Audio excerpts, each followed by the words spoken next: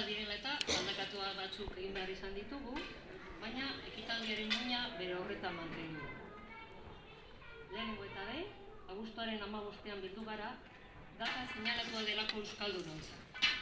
Gaurko egunez, 778. urtean, baskoiek Orreagan garaipena lortu zuten Karlomagnoren gudarostearen aurka.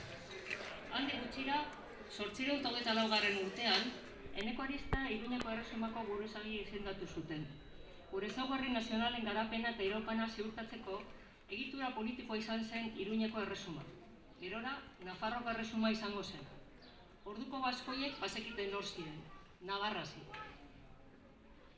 Bigarrenik, Santutxuan lore eskaintza eta agurra egin ditugu. Orreagako gudan borrokatu zirenen omenez, eta baita, orduko baskoi haiek bezala, gure herriaren eta gure estatu propioaren berrezarpenaren alde borrokan ibili diren pertsona guztien omenezen.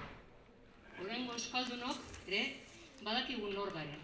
Euskara gara, nazioa gara, estatua gara, Navarra gara. Hirugarrenik, orain eta hemen, 6 kideren hausnarketa politikoak entzungo ditugu. Eskutitz eta gutuneran emanda daude. Gizarteko estamonteu ezberdinei zuzendutako gutunadira hain zuzen ere. Gero, amaieran, musikoa jauzea dantzatzeko aukera izango dugu Urbeztarren gidaturik. Eta gero, elkarrekin aperitifa dastatuko dugu.